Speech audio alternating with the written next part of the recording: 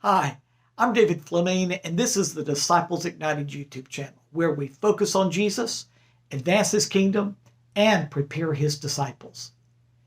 In these videos that are each less than 5 minutes long, I share with you a few thoughts from God's Word that I know is going to help you to grow as a disciple of Jesus. So I'm so thankful that you have decided to join with me. And talking about discipleship, as you may know, I've written a series of books on discipleship entitled Spirit-Filled Discipleship. They're a series of 3 books. This is the first one, and it deals with how God calls, prepares, and reveals Christ-like disciples. So check them out on Amazon. You'll be glad that you did. Now, let's get started on our study for today.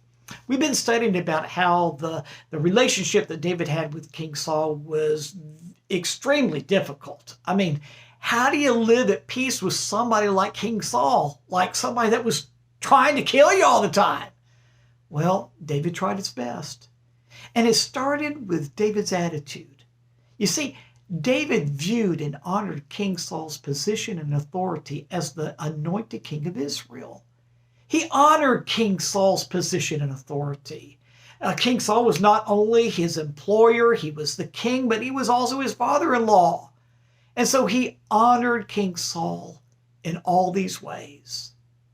And his actions really flowed from his attitude. Because he had a good attitude, or at least he tried to have one all the time, his actions stayed on par with the attitude that he had. And so despite Saul's murderous actions against David, David refused to retaliate. He had a good attitude, and therefore his actions flowed from that. 1 Samuel chapter 26, verse 11 tells us that David said, "But the Lord forbid that I should lay a hand on the Lord's anointed." And this came right after King Saul had tried to kill David.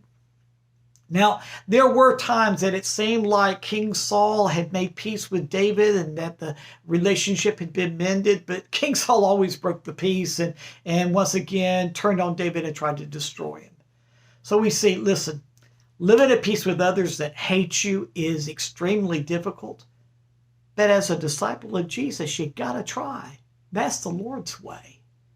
And Jesus gave us some insight into this difficulty in one of the things that he taught that we have recorded in Matthew chapter 10, verse 16.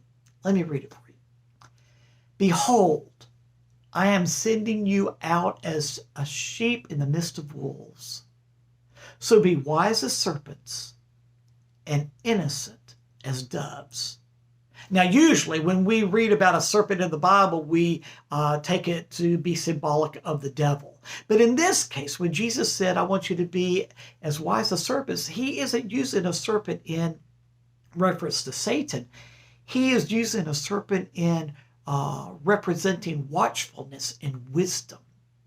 When you see a snake looking for food, just lying on a rock, it might not be moving at all, but it is being very watchful.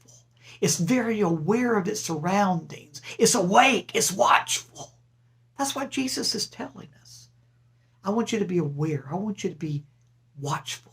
And that's how David was in his relationship with King Saul. He knew that at any moment King Saul could just fly off in a tantrum and even try to kill him. So he was always very aware. He was watchful. He was awake.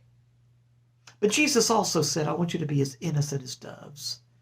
In this case, the dove represents innocence and sensitivity.